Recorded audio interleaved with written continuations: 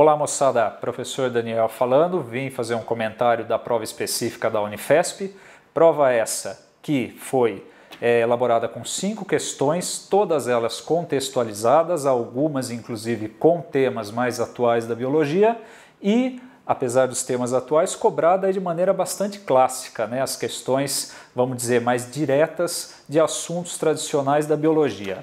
Então, por exemplo, vou passar pelas questões e vou fazer um rápido comentário sobre elas. A primeira questão falava então do vírus da dengue, do vírus da zika, forma de transmissão e também algo que a gente notou, que a gente achou bastante interessante, cobrar características do aparelho reprodutor masculino, né? A questão, o item B falava, o texto informa que o vírus aparece no sêmen, fluido formado por espermatozoides e secreções de glândulas do sistema genital masculino.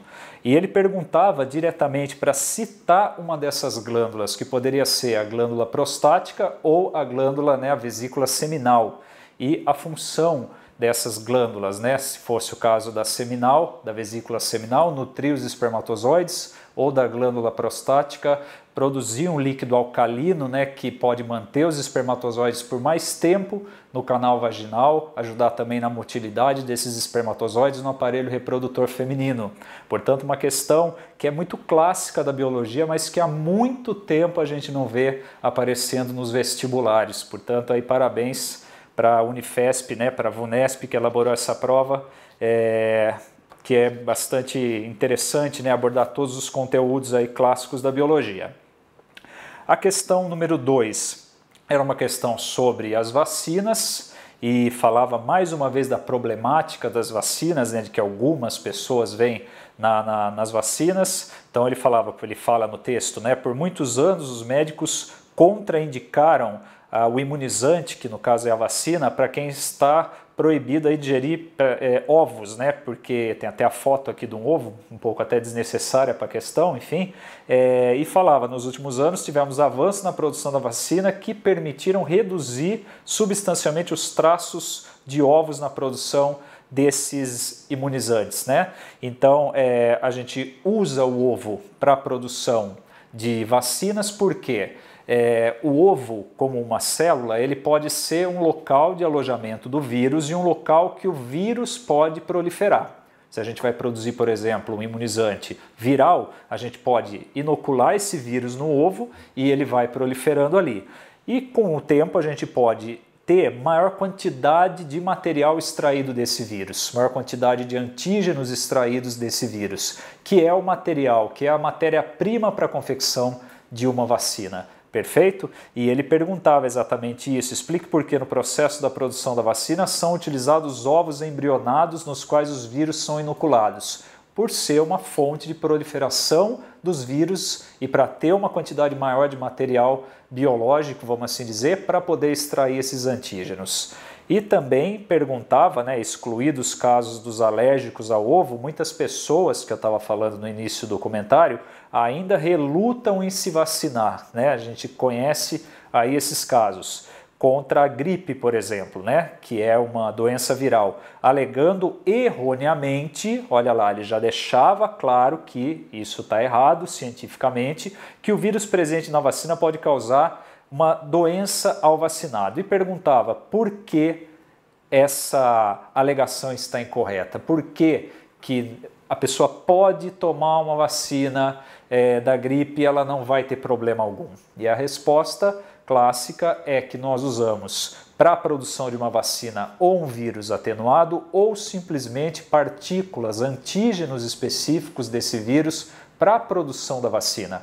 Esse antígeno ele vai criar uma memória imunológica na pessoa que foi vacinada e ela pode vir a ter novamente aquele micro-organismo, aquele antígeno entrando em contato com o seu próprio organismo, que ela vai estar imunizada.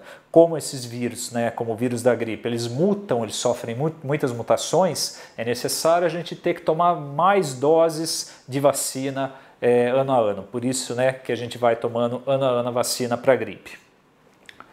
Perfeita, uma questão aí envolvendo a imunologia e questões clássicas aí de virologia também. A questão de número 3 super clássica, trazia um trecho de Caetano Veloso, né, de uma canção do Caetano Veloso, e no finalzinho, não vou ler todo o trecho aqui da canção, ele falava: mas da próxima vez que eu for a Brasília, eu trago uma flor do cerrado para você. Portanto, questão de botânica, né? Pergunta: que grupo vegetal pertence à flor aí referida na música? Só pode ser, portanto, uma angiosperma, único grupo de vegetais que tem flores e frutos. E, além da flor, que outro órgão é exclusivo desse grupo? Como eu acabei de falar, frutos, né? E supondo, no item B, que essa flor tenha sido colhida de uma árvore típica do Cerrado, cite uma outra característica morfológica, ou seja, estrutural, adaptativa dessa planta e justifique por que essa característica é importante para esse vegetal.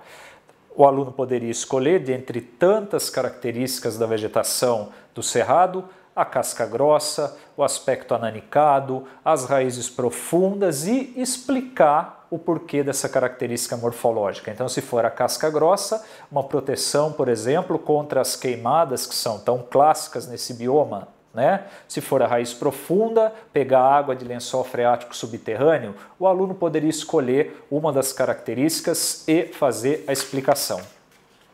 Essa foi a questão 3.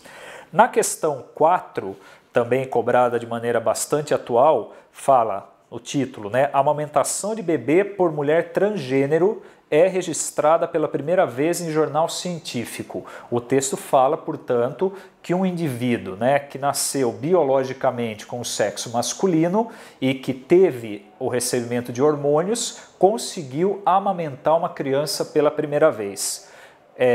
Tudo isso por quê? Porque esse indivíduo recebe estrógeno e com o estrógeno ela consegue daí, isso permite, vamos dizer, a amamentação. Eu vou ler do jeito que está aqui os itens para justificar as respostas. Na letra A ele perguntava: cite um dos hormônios que promove o desenvolvimento das glândulas mamárias. O hormônio é o estrógeno, que é um hormônio tipicamente feminino, né? Produzido pelo ovário, né? Que o indivíduo do sexo masculino obviamente não tem. E como justificativa, se a mulher transgênero teria essa glândula no corpo normalmente dela, né? A resposta é não, ela tem que receber o hormônio em si para poder ter esse desenvolvimento da glândula mamária e levar à produção do leite, como diz aqui o enunciado. E além disso, no item B, ele fala: cite o hormônio que estimula a produção e a secreção do leite. A produção do leite é feita pela prolactina e a secreção é feita pela ocitocina.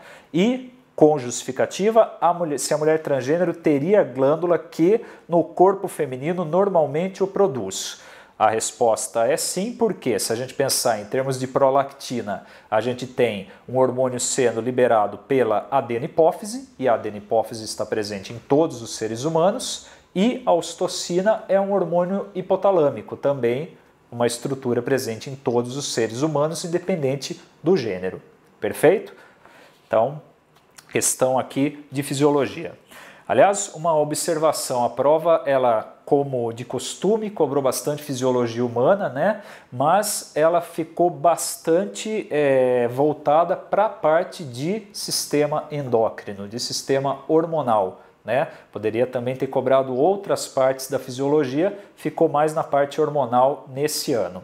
E também cobrou, talvez, numa pequena observação, não muitos tópicos da parte de ecologia, né? Ecologia a gente sentiu um pouquinho de falta também. E a última questão, a quinta questão, falava de um agricultor trabalhando ali na agropecuária, né, no cruzamento do pé de milho, e com linhagens puras, que são linhagens homozigóticas, notou que num primeiro cruzamento todos os descendentes eles eram muito parecidos. E pergunta, né, então do jeito que está aqui, as linhagens diferentes, entre aspas, na letra A, citadas no rótulo do saco de milho, são de uma mesma espécie, desses grupos diferentes aí que o agricultor tinha?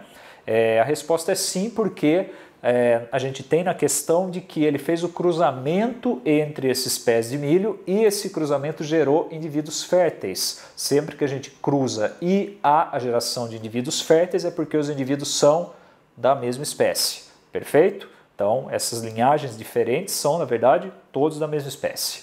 E a letra B, explique por que as plantas obtidas pela germinação das sementes adquiridas produziram espigas uniformes num primeiro momento, e é porque eu falei, no começo você tinha as linhagens puras, ao fazer o cruzamento você vai ter apenas indivíduos heterozigóticos, todos eles heterozigóticos, portanto uma linhagem semelhante, né, em todos os indivíduos aí, geneticamente falando, e explicar por que começa a aparecer essas diferenças fenotípicas e também de produtividade a partir da segunda safra.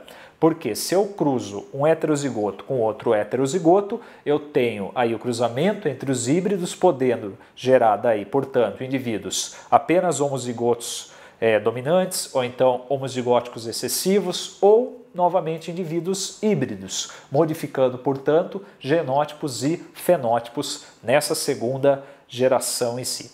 Perfeito? Então, foi uma prova com excelentes assuntos aí da biologia e eu espero que vocês tenham tido conhecimento dessas questões e tenham alcançado aí um excelente desempenho, perfeito? A gente se vê em breve, um abraço a todos.